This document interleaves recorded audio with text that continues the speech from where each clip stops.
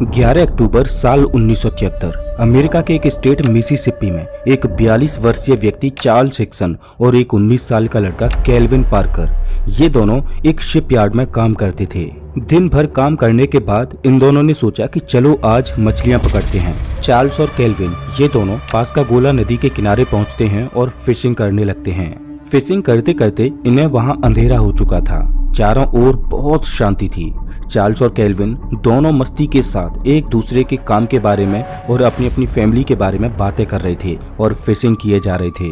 ये दोनों अभी इस बात से अनजान थे कि इनके साथ कुछ ऐसा होने वाला है जो इनके जीवन को हमेशा के लिए बदल कर रख देगा। केल्विन और चार्ल्स ने एक बड़ी यूएफओ को देखा जिसमें से ब्लू कलर की लाइट निकल रही थी। वो यूएफओ इन दोनों के पास आकर नदी के ऊपर मंडराने लगती है। ये यूएफओ करीब 40 फीट लंबी और 10 फीट ऊंची थी। इस यूएफओ में से अजीब तरह के 3 डरावने प्राणी बाहर निकल कर आते हैं जिनकी बड़ी बड़ी आंखें थी। इन अजीब तरह के प्राणियों को देखकर चार्ल्स और केल्विन की डर के मारे हालत खराब होने लगी। जैसे जैसे वो डरावने जीव इन दोनों के पास आ रहे थे वैसे वैसे चार्ल्स और केल्विन का शरीर पैरालाइज्ड होता जा रहा था। वो अपनी बॉडी पर से कंट्रोल खोते जा रहे थे। ना तो वो वहां से भाग पा रहे थे, ना हिलडुल पा रहे थे और ना ही वो सहायता के लिए चिल्ला पा रहे थे। उन अजीब से डरावने जीवों ने चार्ल्स और केल्विन को पकड़ा और अपने साथ उस यूएफओ में ले गए। और यहाँ से कहानी शुरू होती है एक डरावने और रूह कपा देने वाले सफर की। उस यूएफओ में चार्ल्स और केल्विन ने जो अनुभव किया वैसा अनुभव आप सपने में भी नहीं करना चाहोगे। नमस्कार दोस्तों, मैं हूं श्याम तोमर, स्वागत करता हूं आपका इस वीडियो में। वो डरावने जीव 5 फीट तक लंबे थे। उनका सिर डायरेक्ट कंधे से जुड़ा हुआ था। उनके चेहरों पर झुर्रियां पड़ी हुई थीं। उनका चेहरा अजीब सा था। उनकी बड़ी बड़ी आंखों को देखने में ऐसा लग रहा था कि उनमें दया नाम की कोई चीज है ही नहीं।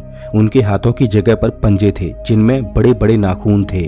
उन डरावने जीवों को देखकर चार्ल्स और केल्विन का शरीर डर की वजह से लकवाग्रस्त हो चुका था, लेकिन बाद में उन्हें रियलाइज हुआ कि उनका शरीर डर की वजह से लकवाग्रस्त नहीं हुआ, बल्कि उन जीवों ने उनके शरीर पर कुछ ऐसा कर दिया था जिससे वो अपने शरीर से कंट्रोल खो बैठे और पैरालाइज्ड हो गए। जब वो एलियन जीव चार्ल्स और केल्विन को अपने साथ यूएफओ में ले जा रहे थे तो चार्ल्स और केल्विन को ऐसा लग रहा था कि उनके शरीर में कोई वजन है ही नहीं।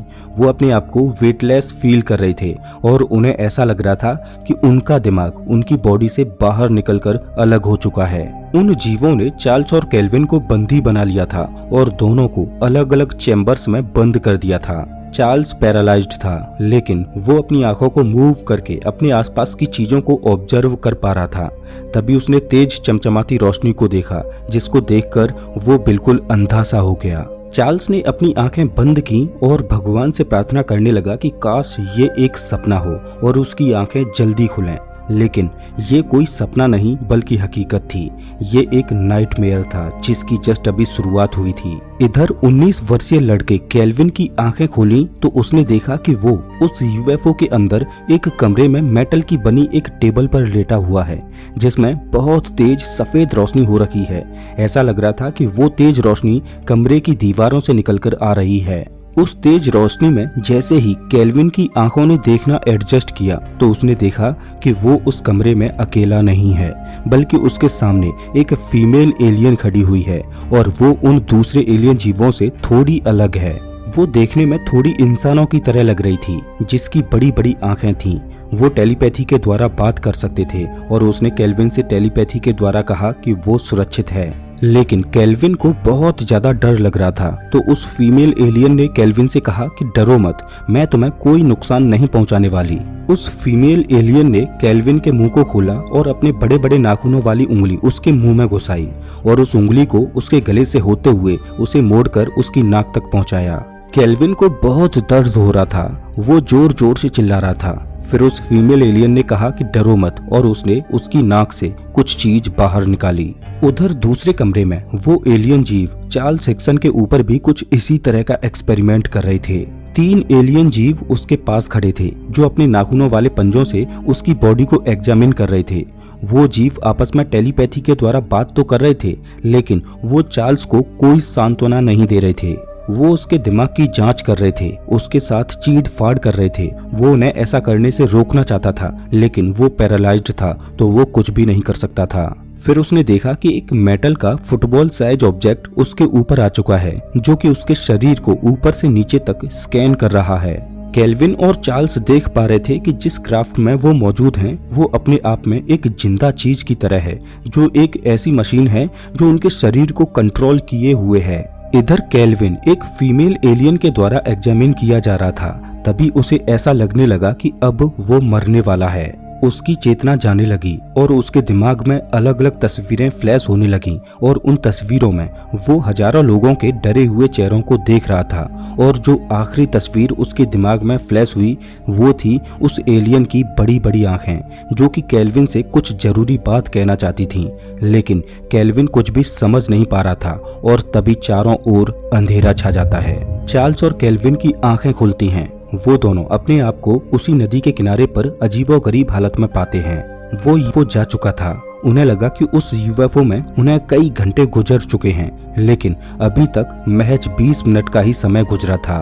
चार्ल्स और केल्विन ने इस घटना के बारे में तुरंत एयरफोर्स को बताया। एयरफोर्स ने उन्हें बोला कि उन्हें पुलिस में इस घटना की रिपोर्ट दर्ज करानी चाहिए। एयरफोर्स इस तरह के केसेज को हैंडल नहीं करती। चार्ल्स और केल्विन तुरंत पुलिस स्टेशन में जाकर अधिकारियों को इस घटना के बारे में सब कुछ बताते हैं। पुलिस ऑफिसर्स को चार्ल्स और केल्विन की ये बातें अजीब लग रही थीं, लेकिन उनकी आवाज में जो डर था वो उन पुलिस अधिकारियों को जेन्युइन लग रहा था। तो पुलिस ने केल्विन और चार्ल्स को टेस्ट करने की सोची कि कहीं ये झूठ तो नहीं बोल रहे। पुलिस ने केल्विन और चार्ल्स को उस रूम में अकेला छोड़ दिया। पुलिस ये देखना चाहती थी कि अकेले में ये दोनों किस तरह से बात करते हैं। चार्ल्स और केल्विन इस बात से अनजान थे कि उनकी बातें रिकॉर्ड की जा रही हैं और उन पर नजर रखी जा रही है। जब उनकी आपसी बातचीत की रिकॉर्डिंग पुलिस ने सुनी तो उन्हें पता चला कि वो सच बोल रहे थे। सच में उनके साथ एक ऐसी डरावनी घटना घटी थी जिसने उन्हें अंदर तक झकझोर दिया था। पुलिस ने इस घटना की छानबीन की तो कई लोगों ने उन्हें बताया कि पास्कागोला नदी पर रात में कुछ अजीब सी घटना घटी थी। उन्होंने नदी के ऊपर अजीब तरह की लाइटें जलते हुए देखी। कई लोगों ने बताया कि उन्होंने एक बड़ा सा क्राफ्ट नदी के ऊपर उड़ते हुए देखा, जिसमें से ब्लू लाइट निकल रही थी। देखते ही देखते ये घटना वायरल हो गई और सुर्खियों में आ गई। मीडिया और यूएफओलॉजिस्ट वहां आकर उस जगह का जायजा लेने लगे। चार्ल्स और केल्विन लोगों के बीच फेमस हो गए। वो सच बोल रहे थे या झूठ बोल रहे थे, इसके बारे में पता लगाने के लिए चार्ल्स और केल्विन का कई बार लाई डिटेक्टर टेस्ट किया गया और उन्होंने हर एक लाई डिटेक्टर टेस्ट को पास कर लिया। चार्ल्स और केल्विन लोगों को बताते कि कैसे एलियंस ने उनका अपहरण किया था। दोस्तों, पास्कागोला इवेंट एलियन एब्डक्शन की कोई इकलौती घटना नहीं थी। इससे पहले भी एलियंस द्वारा अपहरण की कई घटनाएं सामने आई थीं, जिनमें लोगों ने दावा किया था कि एलियंस ने उनका अपहरण किया था। ऐसा ही एक फेमस केस साल 1961 में हुआ था, जिसमें बेटी और बार्नी हिल ने दावा किया था कि छोटे कद के जीव जो ग्रे कलर के थे और उनकी आंखें बड़ी थीं, वो एलियन जीव उनका अपहरण करके उन्हें एक बड़ी सी स्पेसशिप में ले गए, जहां पर एलियंस ने उनके ऊपर परीक्षण किया। साल 1975 में ऐसी ही एक घटना ट्रेविस वॉल्टन के साथ घटी। ट्रेविस वॉल्टन ने बताया कि वो अपने दोस्तों के साथ जंगल में घूमने गया था। वहां पर एलियंस ने उसका अपहरण किया और वो 5 दिनों तक गायब रहा था। ट्रेविस के दोस्तों ने उसे जंगल में चारों ओर ढूंढा और पुलिस में उसकी गुमशुदा की रिपोर्ट भी दर्ज कराई। जब 5 दिनों के बाद ट्रेविस वॉल्टन वापस आया तो उसने बताया कि कुछ अजीब तरह के जीव उसको उठाकर ले गए थे, जिन्होंने उसके ऊपर परीक्षण किए। ऐसे ही और भी फेमस इंसिडेंट थे जिनमें लोगों ने एलियन एब्डक्शन का जिक्र किया था। बाद में लोगों ने अपने अपने इंसिडेंट्स के बारे में किताबें लिखी और वो सभी किताबें बेस्ट सेलर रहीं और उन घटनाओं के ऊपर कई मूवीज भी बनाई गईं। हर एक घटना में लोगों ने लगभग एक जैसी चीजों का जिक्र किया, जैसे कि अपहरण के दौरान उनकी बॉडी का पैरालाइज्ड हो जाना, छोटी हाइट वाले और बड़ी बड़ी आंखों वाले जीवों द्वारा उनका अपहरण करना और एलियंस के द्वारा उनकी बॉडी पर परीक्षण करना। बाद में चार्ल्स सेक्सन ने भी अपने इस इंसिडेंट के बारे में किताब लिखी। पास्कागोला इवेंट एक ऐसा इवेंट था जिसमें 2 लोग इसके गवाह थे और कई लोगों ने उस दिन यूएफओ को देखने का दावा किया था। लेकिन सवाल ये आता है कि इस एलियन अपहरण की घटना में आखिर कितनी सच्चाई है। चलिए कुछ साइकोलॉजिकल एक्सप्लेनेशंस के द्वारा इस घटना की सत्यता को जानने की कोशिश करते हैं। हिप्नोगोजिक हेलुसिनेशन से एक ऐसा एक्सपीरियंस होता है जिसमें लोगों को ऐसा लगता है कि वो जो भी देख रहे हैं वो सच है। हिप्नोगोजिक हेलुसिनेशंस की ये अवस्था तब आती है जब बॉडी सोने और जागने के बीच में होती है, मतलब उस दौरान ना तो हम सोए होते हैं और ना ही जागे होते हैं।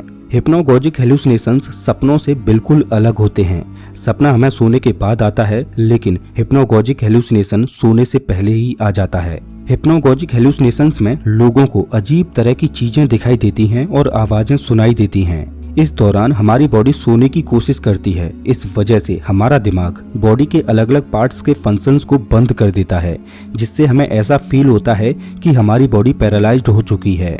इस घटना को स्लीप पैरालिसिस बोला जाता है। सोते समय बॉडी के लिए स्लीप पैरालिसिस बहुत जरूरी है, क्योंकि जब हम सपने देखते हैं तो सपने में हम दौड़ते भी हैं और अपने हाथ पैर भी चलाते हैं। अब सपनों के दौरान हम सच में ही कोई मूवमेंट ना करने लगें और अपने शरीर को चोट पहुंचा लें। इस वजह से हमारा दिमाग पहले ही बॉडी के अलग अलग पार्ट्स के फंक्शंस को बंद कर देता है। अगर सपने के दौरान आप अचानक जाग जाओ तो आपको ऐसा महसूस होगा कि आपके हाथ पैर काम करना बंद कर चुके हैं, लेकिन थोड़ी ही देर में सब कुछ नॉर्मल हो जाता है। इसी को स्लीप पैरालिसिस बोला जाता है।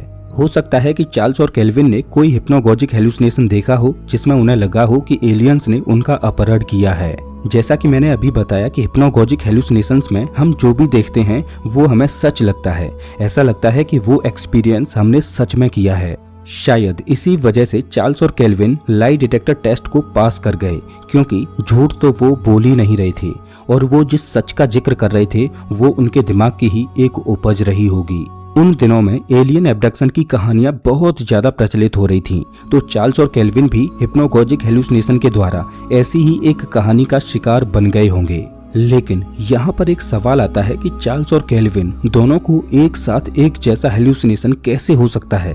तो इस कहानी में एक लूप होल है। जब चार्ल्स और केल्विन दोनों पुलिस स्टेशन गए थे तब केल्विन ने वहाँ बताया कि वो पूरी घटना के दौरान सोया हुआ था। बाद में उसकी मेमोरी वापस आई तब उसे याद आया कि उसके साथ क्या हुआ था। दरअसल हमारे दिमाग की फितरत ये होती है कि जब हम किसी स्टोरी को बार बार सुनते हैं तो हमें ऐसा लगने लगता है कि वो घटना हमारे साथ घटी होगी। अब भले ही वो घटना हमारे साथ घटी हो या ना घटी हो, तो हो सकता है कि चार्ल्स ने हिप्नोगोजिक हेलुसिनेशन देखा हो जिसके बारे में उसने बार बार केल्विन को बताया हो, जिसके बाद केल्विन के दिमाग को लगा हो कि उसके साथ भी ऐसा ही कुछ हुआ था। आफ्टर ऑल केल्विन था तो एक 19 साल का लड़का ही। लेकिन उन दावों का क्या जिनके बारे में लोगों ने बताया कि उन्होंने एक यूएफओ देखा था जिसमें से ब्लू लाइट निकल रही थी। तो इस केस में लोगों ने ज्यादातर दावे तब किए जब मीडिया इस केस को कवर कर चुकी थी।